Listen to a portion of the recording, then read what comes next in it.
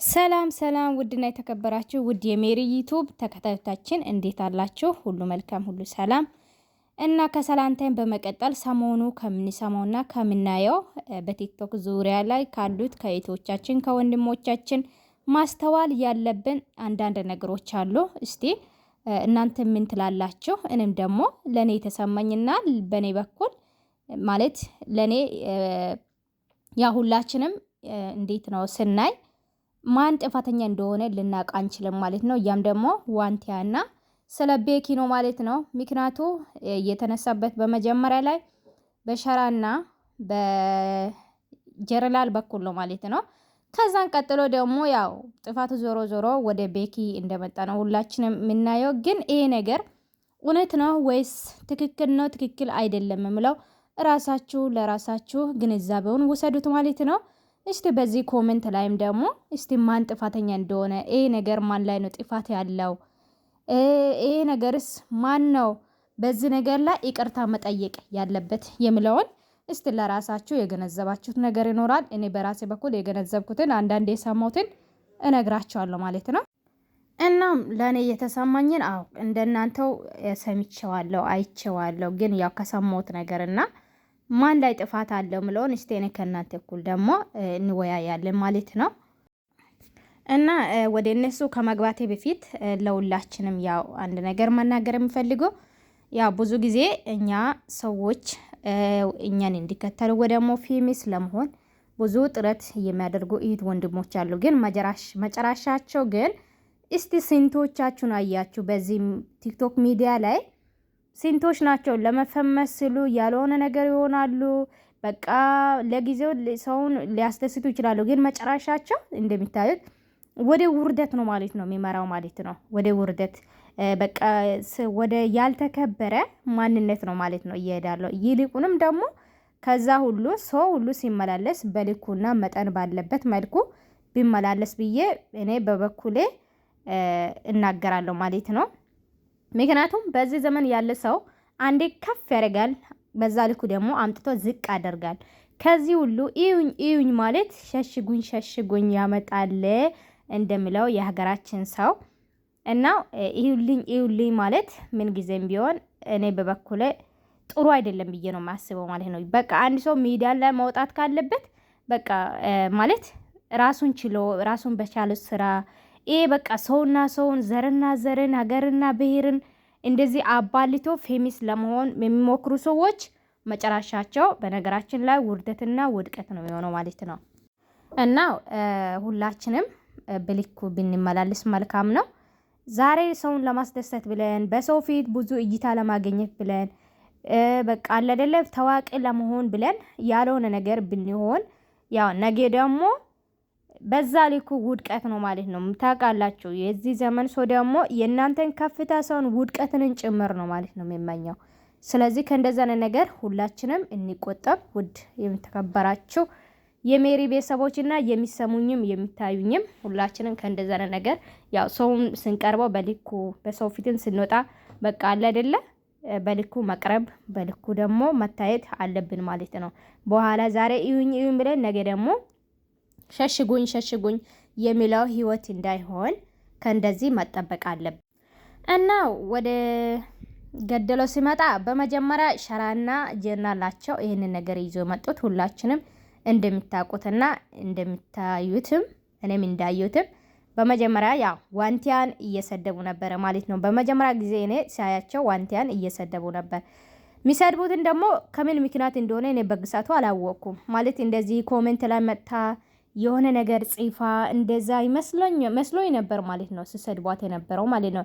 ግን መጨረሻ ላይ ያው ሲሰማ የነበረው ያው ቤኪ እንደሰደባት እና ቤኪ ሰድቧት ሳይሆን ቤኪ ሰድቧት ሳይሆን ማለት ቤኪ መጥቶ ለኛ ጀነራል እና ለኛ ሸራ ማለት በቃ ከሱ የተናገረው ነገሮች ከሷ የታዘበ አንዳንድ ነገሮች አለ። አንዳንዴ አለ አይደለ ጓደኛዬ ነው ወይ ደግሞ ጓደኛዬ ነች ብላችሁ ከሰው የታዘባችሁትን ወይ ደግሞ ከዛ ሰው የሆነ ነገር ፈልጋችሁ ያላገኛችሁትን ነገር በንጹህ ልባችሁ ወይ ደግሞ አለ አይደለ ለጓደኞቻችሁ ወይ ደግሞ ለምትወዱ ጓደኛ ወይ ደግሞ ለጓደኞች ለሴት ጓደኛ ልትናገሩት ይችላልላችሁ ማለት ነው።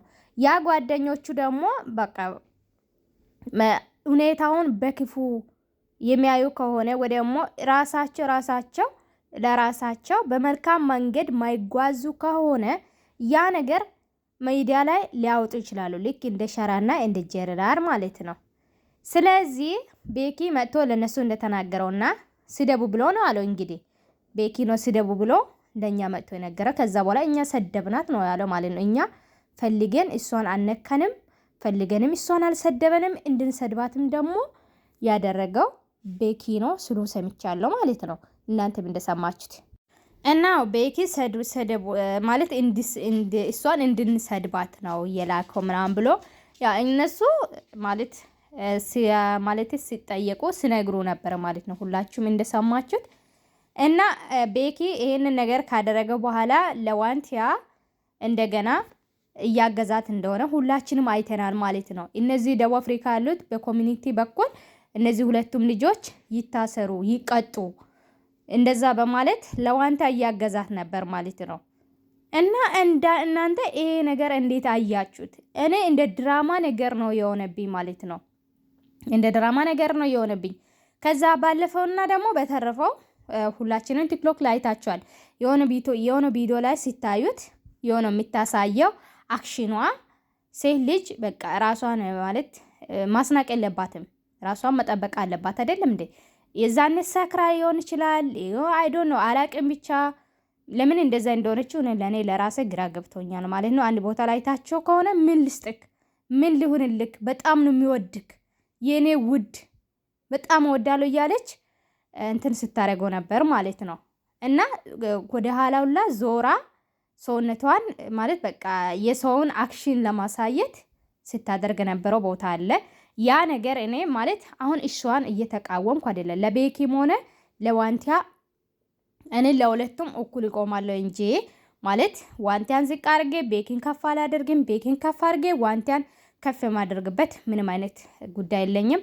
ምንጊዜም ቢሆን ያ እኔ ከሴት ጎን እቆማለሁ ማለት ነው። እና እሷን በአንዳንድ ቦታ ላይ በጣም አደንቃታለሁ ማለት ነው። ምክንያቱም ልጅ ሆና ልጅን ማሳደግ ራሱ በጣም ለሷ ጠንካራ ሴት ናት ማለት ነው። ከማንም በላይ ስንቶቻቸው ናቸው በዚህ ዘመን ልጅን ወልዶ ልጁን እየጣሉ ያሉት? ስንቶቻቸው ናቸው ልጁን ወልዶ ልጆቻቸውን ጥሎ የሚጠፉት? እሷ ግን በጣም ጀግናና ጠንካራ ሴት ናት ማለት ነው። በዚህ ማለት በዚህ ንግግሯ ልትሸማቀቅ እንደዚህ ለመሆን ለሷ ሲጀመርም አይገባትም ማለት ነው። የሚገባም አይደለም ማለት ነው። እና አሁን ወደ ቤኪ ስንመጣ ያው ቤኪ ለልጆቹ ማለት ይታስሩ እያለ እየተናገረ ነበር ማለት ነው። ከዛ በመጨረሻን ደግሞ ነገሩ ወደ ቤኪ ዞሯል ማለት ነው። ቤኪ ደግሞ ይሄ ነገር እኔ አላልኳቸውም እያለ ነው ለነሱ። እነሱ ደግሞ ቤኪ ነው ላከ ማስረጃ አለን እያሉ ታሞኑ ያው ታውቃላችሁ ቲክቶክ በጣም ተጨናንቋል ማለት ነው። እና በመጨረሻም ዋንቲያን ስትጠየቅ እስቲ እኔ አንቺን ጠይቄያለሁ ወይ ለግንኙነት ጠይቄያለሁ ወይ ብሎ ሲጠይቃት አዎ ልጄ ትሙት ጠይቀኛል ብለህም እንደዚህ አውጥተ ባትናገርም ብለኸኛል ብላለች። እኔ ይሄ ቦታ በጣም እንትን ብሎኛል። በነገራችን ላይ ጥያቄ ፈጥሮብኛል። አንዳንዴ ከሰው አክሽን አይተን ምን ተመኝቶ ነው ምን ፈልጎ ነው የምለው ነገር እውነትም ሁላችንም በልባችን ያው ያ ነገር ልናስበው እንችላለን ማለት ነው። እሷ ግን አሁን እውነት ነው ብለሃል፣ ግን እንደዚህ አውጥተ ሳይሆን ከሁኔታ ተረድቼዋለሁ ብለኸኛል ነው አለችው ማለት ነው። እና ከባድ ነው ማለት ነው ብቻ።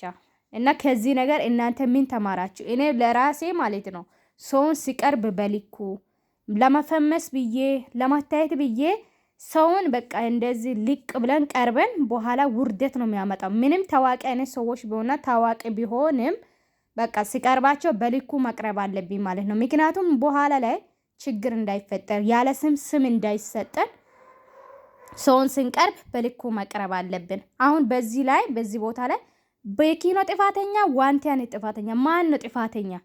ግራ እኮ አጋብቶናል እኮ ዛሬ ሰሞኑ የምንሰማው ነገር ማለት ነው። እኔ በበኩሌ ዋንቲያንም ቤኪንም ሁለቱም ጥፋታቸው የቱ ጋር እንደሆነ እኔ ለራሴ አልተረዳውም፣ አልገባም ገና። ዋንቲያ ባትጠይቀኝም እንደዚሁ አውጥተ ባትናገርም አዎ ጠይቀኸኛል ትላለች። ቤኪ ደግሞ እኔ ጠይቄሽ ነበር ወይ